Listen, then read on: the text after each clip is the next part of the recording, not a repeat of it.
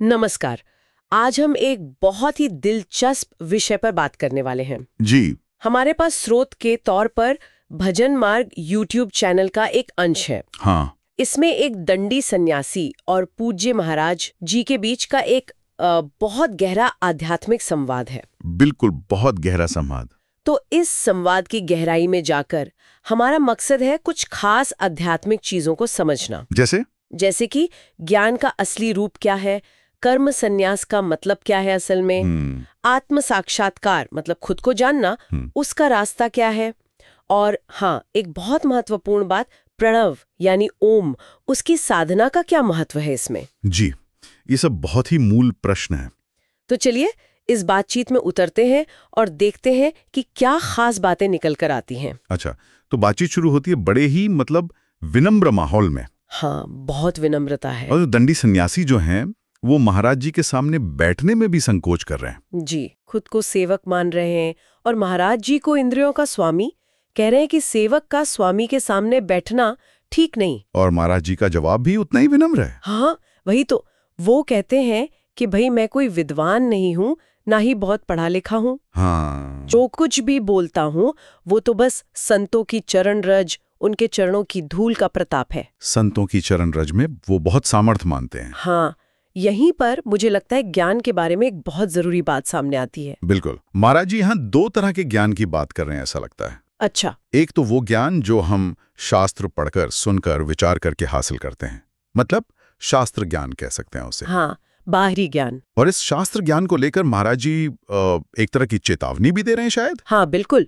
वो कहते हैं कि ये ज्ञान कभी कभी माया को, भ्रम को और बढ़ा सकता है। ये सुन के थोड़ा अजीब लगता है कि ज्ञान माया कैसे बढ़ाएगा। सही बात है, ये थोड़ा चौंकाता है। उनका इशारा इस तरफ है, देखिए, कि अगर ये बाहरी ज्ञान अहंकार बढ़ा दे। अच्छा। या फिर कोई व्यक्ति सोचे कि मैं अपनी विद्वत्ता दिखाकर लोगों को प्रभावित करूं, धन कमाऊं, मान सम्मान पाऊं, तो फिर ये ज्ञान मुक्ति कहाँ देगा? ये तो बंधन बन गया। ये माया के खेल को और उलझा देता है। तो ये तो हुआ एक तरह का ज्ञान। दूसरा कौन सा है? दूसरा है जिसे महाराज जी ज्यादा महत्व दे रहे हैं, वो है अनुभूत ज्ञान। अनुभूत ज्ञान मतलब अनुभव से आया हुआ। हाँ, बिल्कुल। ये भीतर का ज्ञान है। ये सिर्फ पढ़ने सुनने से नहीं आता। ये भजन से, साधना से, ध्यान से, अपने खुद के अनुभव से पैदा होता है। और ये मिलता कैसे है? महाराज जी कहते हैं कि ये गुरु की कृपा से मिलता है। गुरु जो युक्ति बताते हैं उस पर चलने से मिलता है। अच्छा, तो ये जो आंतरिक अनुभव वाला ज्ञान है, इसका असर क्या होता है? अगर शास्त्र ज्ञान माया बढ़ा सकता है, तो ये क्या करता है? महाराज जी के शब्दों में, ये माया मल का नाश करता है। माया का मैल। हाँ, जैसे साबुन मैल काटता है ना, वैसे ही ये आंतरिक अनुभव माया की जो अशुद्धियां हैं, जो भ्रम हैं, उनको धो डालता है। और सबसे बड़ी बात, ये शरीर के प्रति जो हमारा एक गहरा लगाव होता है, आसक्ति, उसको मिटाता है। हाँ, ये तो है। जब तक देह में ही अटके हैं तब तक असली अनुभव तो दूर ही रहता है। बिल्कुल। तो ये देह के राग को मिटाता है। तो फिर ये सच्चा अनुभव वाला ज्ञान, ये अनुभूत ज्ञान मिलता कैसे है? इसका कोई क्या कहते हैं सूत्र है? हाँ, महाराज जी गीता के एक श्लोक का जिक्र करते हैं, श्रद्धावान लभते ज्ञानम। अच्छा, श्रद्धावान मतलब पहली और सबसे जरूरी शर्त है श्रद्धा, विश्वास, भरोसा। इसके बिना तो गाड़ी आगे बढ़ती नहीं। ठीक है, श्रद्धा हो गई। फिर आता है तत्परः संयतेन्द्रियः। तत्परः संयतेन्द्रियः। हाँ। मतलब उस ज्ञान को पाने के लिए पूरी तरह से लगे रहना, तत्पर रहना, कोशिश करते रहना, और साथ ही अपनी इंद्रियों को काबू में रखना, संयमित करना। हाँ, क्योंकि बिखरी हुई इंद्रियां तो मन को भटकाएंगी, ज्ञान टिकेगा कैसे? बिल्कुल। तो श्रद्धा, तत्परता और इंद्रिय संयम। और जब ये तीनों मिल जाते हैं तब क्या नतीजा होता है? तब श्लोक का जो अगला हिस्सा है वो सच होता है। ज्ञानम लब्ध्वा पराम शांतिमचिरेणाधिगच्छति। ज्ञानम लब्ध्वा पराम शांतिम। हाँ, मतलब ऐसा ज्ञान मिल जाने पर व्यक्ति को बहुत जल्दी ही परम शांति मिलती है और आत्मबोध, अपने असली स्वरूप की पहचान वो हो जाती है। यही मंजिल है फिर तो। यही जीवन का असली खजाना है। बिल्कुल। ये जो आत्मबोध की स्थिति है महाराज जी, इसे आत्माराम पुरुष कहते हैं। जी, आत्माराम पुरुष। तो ऐसे व्यक्ति के लक्षण क्या होते हैं? मतलब जीता कैसे है वो? हाँ, आत्माराम मतलब जो अपनी आत्मा में ही रमता है, बाहर की चीजों में सुख नहीं ढूंढता। अच्छा। महाराज जी कहते हैं कि ऐसा व्यक्ति दुनिया की चीजों के पीछे मृग तृष्णा की तरह नहीं भटकता। जैसे रेगिस्तान में हिरण पानी के धोखे में दौड़ता है ना, हाँ हाँ, वैसे ये बाहरी आकर्षणों के पीछे नहीं भागता। उन्होंने भुने हुए चने का उदाहरण भी दिया था, वो बड़ा अच्छा लगा मुझे। हाँ, वो बहुत सटीक उदाहरण है। जैसे भुने चने को आप जमीन में बो दें तो क्या उसमें से पौधा निकलेगा? नहीं, कैसे निकलेगा, बीज तो भुन गया। बस ठीक वैसे ही जिसे आत्मज्ञान हो गया, उसके मन में इच्छाओं के, कामनाओं के बीज भुन जाते हैं। फिर कोई नई इच्छा पैदा ही नहीं होती। वाह! और ऐसे व्यक्ति का समाज पर, दूसरों पर क्या असर होता है? श्रुति कहती है, स तरति स लोकान तारयति। स तरति स लोकान तारयति, मतलब वो खुद तो इस दुनिया के सागर से पार हो ही जाता है, मुक्त हो जाता है, लेकिन साथ ही उसमें इतनी शक्ति आ जाती है कि वो दूसरों को भी, यहाँ तक कि पूरे लोकों को भी तार सकता है। अच्छा। वो अपने ब्रह्म स्वरूप में टिक जाता है, हमेशा खुश रहता है। उसे ना कोई दुख होता है, ना कोई इच्छा रहती है, बस ब्रह्मानंद में मग्न। ये तो हुई ऊंची सैद्धांतिक बातें।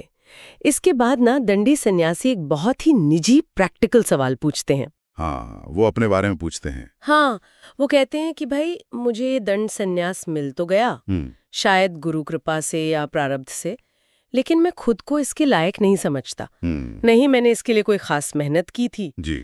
तो अब मैं क्या करूं? इस अवस्था को पा लिया है तो आगे का रास्ता क्या है?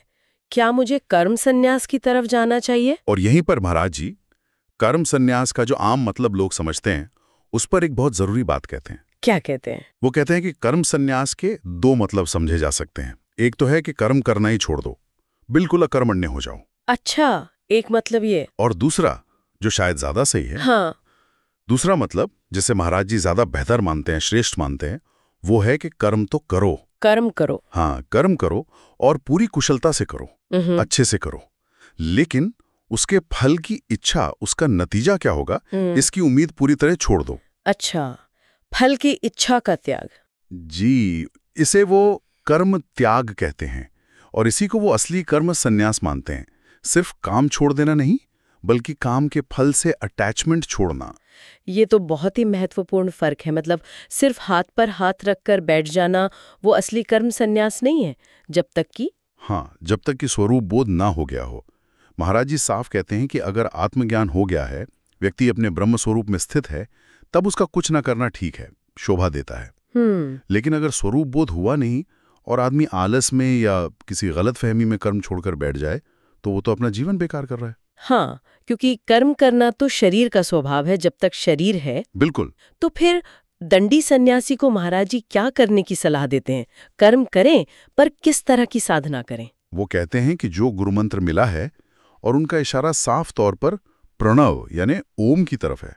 हाँ, ओम। उसे अपनी हर सांस में रमा लो। श्वास अंदर आए, श्वास बाहर जाए, वो मंत्र अंदर ही अंदर चलता रहे, बिना कोशिश के, अपने आप, सहज रूप से। और शरीर के लेवल पर क्या करें? शरीर से सिर्फ उतनी ही हरकतें करें, उतनी ही क्रियाएं करें जो अपने आश्रम यानी संन्यास आश्रम के नियम कायदों के अनुसार हों। अच्छा। फालतू की भागदौड़ और बेकार की क्रियाओं से बचे। लक्ष्य क्या होना चाहिए? हाँ, लक्ष्य होना चाहिए निश्चेष्ट होकर, मतलब बाहरी भागदौड़ शांत करके अपने तीनों शरीरों, स्थूल, सूक्ष्म और कारण, इनके प्रति जो हमारा राग है, जो लगाव है, उसे मिटाना। असली काम तो अंदर होना है। ये स्पष्ट हुआ। इसके बाद एक और बड़ा मौलिक सवाल उठता है जो अक्सर साधकों के मन में आता है। जी, कौन सा? सन्यासी पूछते हैं कि ये जो आत्मोद्धार है, हाँ, यानी अपना कल्याण करना, अपने स्वरूप को पाना, हाँ, क्या ये स्वार्थ है? हाँ, ये बहुत कॉमन सवाल है। क्योंकि हम तो हमेशा सुनते हैं कि दूसरों की सेवा करो, परोपकार करो, तो क्या अपना उद्धार सोचना स्वार्थ है? और महाराज जी का जवाब यहाँ बहुत ही साफ और क्रांतिकारी है। क्या है जवाब? वो कहते हैं नहीं, आत्मोद्धार स्वार्थ बिल्कुल नहीं है। अच्छा। स्वार्थ का संबंध शरीर और मन की इच्छाओं से है, जैसे अच्छा खाना, कपड़ा, रहने की जगह, मान सम्मान, पद प्रतिष्ठा।